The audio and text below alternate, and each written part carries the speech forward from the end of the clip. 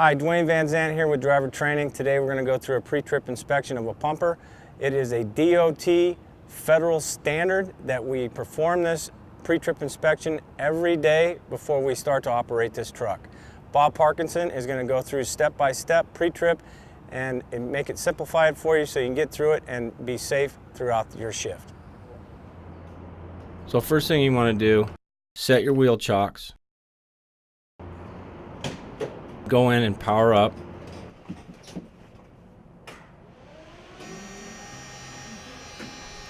You need to push the parking brake in. And the reason you push the parking brake in is so that all emergency lights will operate. So as you walk around the truck looking for anything that sticks out, any kind of damage that may have happened the day before, you're checking your wheel lugs, you're checking your wheels to see if you have any cracks, checking your hoses, looking at the tires, the tread depth, looking underneath and making sure that the inside dual isn't completely flat. Continue your walk around. Look at the back of the truck. You're just looking for anything that sticks out. You're looking at your lights, making sure everything operates. Looking in your intake, checking your equipment. Continue around the other side of the truck. And again, you're checking tires, wheels, lugs, and so on.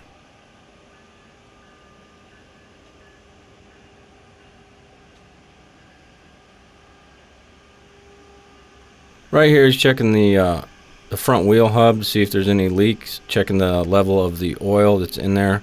If you see any spidering of oil throughout the wheel, that means you got a bad hub seal or the red rubber seal that goes right in the middle of the hub seal itself. Now we're moving on to the fluids.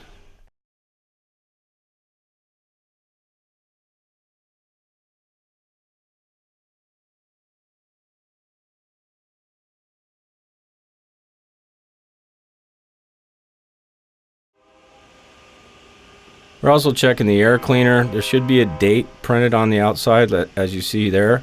But you also can pull it out, check to make sure there's nothing that got sucked in there that's keeping the air from flowing to the engine.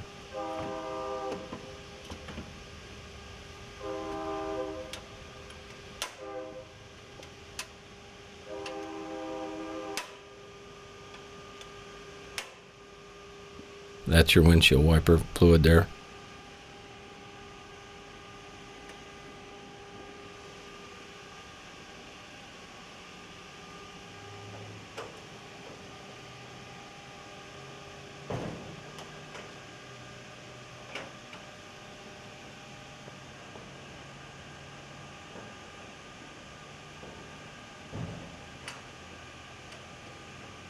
Continuing on, you're going to grab the cab raise remote. That's a good place to store it. Also above the driver there's a little glove box. It can be stored up there too. After you plug it in, a good place to hang it so it's not laying on the ground is right there at the mirror. Now we're going to check the front bumper, make sure you don't have any kind of obstructions, a nozzle or anything up there, so when you raise the cab, it won't come in contact with the front of the cab. Also, you're going to look above and make sure you don't have any overhead obstructions before you raise the cab. So to raise the cab after it's plugged in, you simply push the button that says up. It'll go up till it maxes out. Once it maxes out, you're going to make sure that the safety locks are in place. Once you see that those are in place, if you choose to, you could lower it just slightly so that it touches the ram there, so that there's no give area in there. You check your tire pressure while you're there, your tread depth, and of course you would do this for all 6 tires. Your tread depth should be no less than 6/32 all the way across. While you're there and the cab is raised, you're going to look down, you're going to look at your rotors. Make sure you don't have any full thickness cracks. You look at your shocks, make sure they haven't broken free. your steering box, your springs, your air tanks are under there, your batteries. You're going to look for any kind of shiny spots on the metal there. Airbags for your cab. Make sure those haven't blown.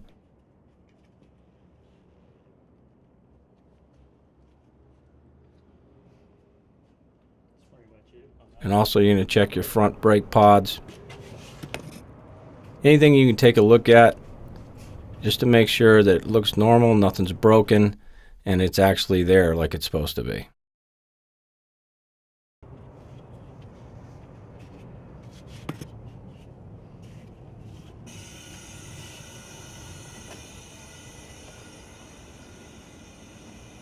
You do that on both sides of the truck. You can also look towards the back of the truck and see the serpentine belt and make sure that looks like it's in good shape and all your pulleys and everything are connected like they're supposed to be. After you're done with that, you're going to go ahead and push the down button. After it reaches all the way down, you're going to hold that for an additional 5 seconds just to make sure that it locks and it's in place.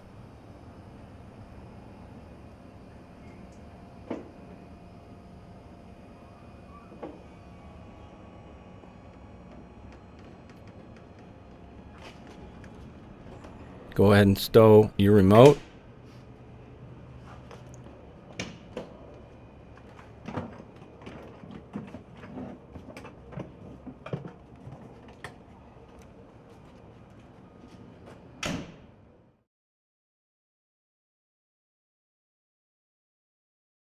The power steering and coolant on American LaFrance is on the opposite side, so this is part of the fluid check. That's your power steering.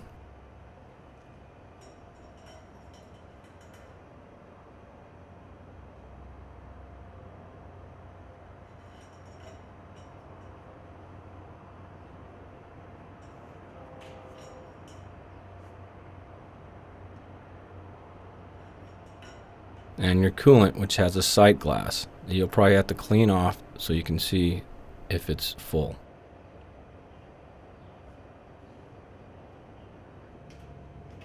This is where your radiator is. You're just going to look in here, make sure that it isn't all clogged up with all kinds of dust and debris and stuff like that that would cause the motor to overheat.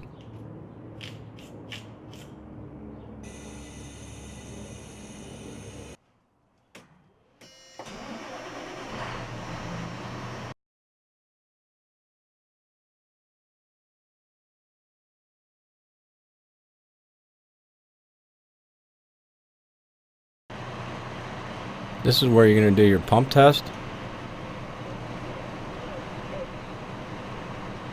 Make sure it's in pump.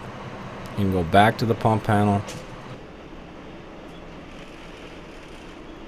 Check your governor. Make sure you have a green light. The best way to check and see if the governor works is to run it up to your desired pressure, say 150 psi. After you do that, you're going to pull your tank fill all the way out. That's like opening a 2.5-inch discharge. At that time, your RPM should go up to maintain that same pressure. Push it back in, your RPM should go back down, but maintaining the same pressure. That will show you that your governor is actually working.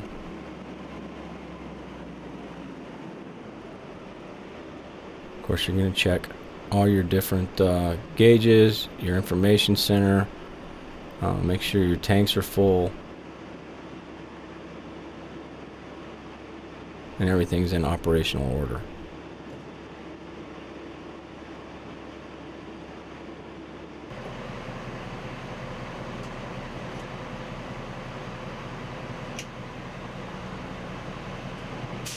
After that, it's a good time to get on top of your truck. Make sure supply line's in good shape. Nothing's going to fall off. You're going to check your water, visually check your water, and visually check your foam.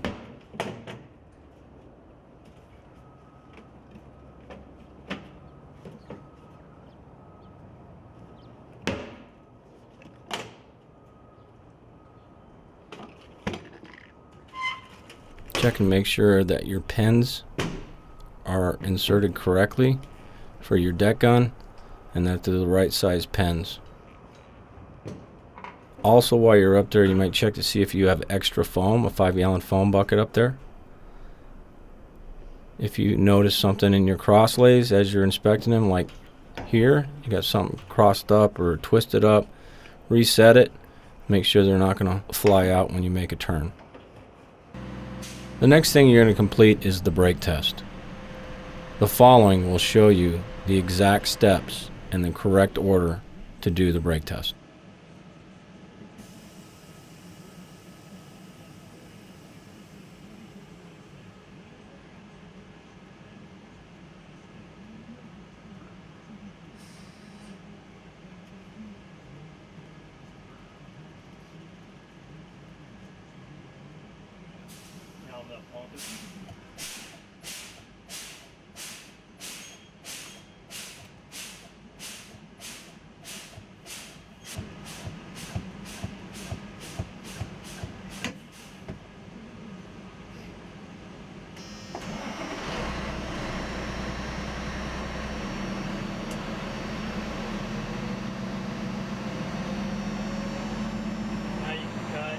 Take a while.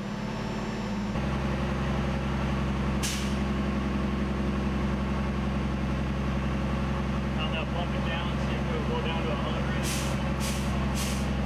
And that should build air pressure.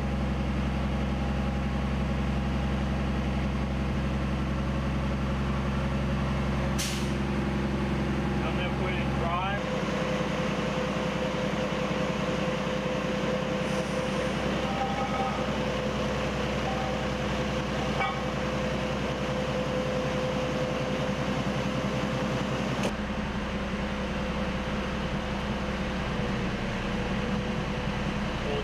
That's it.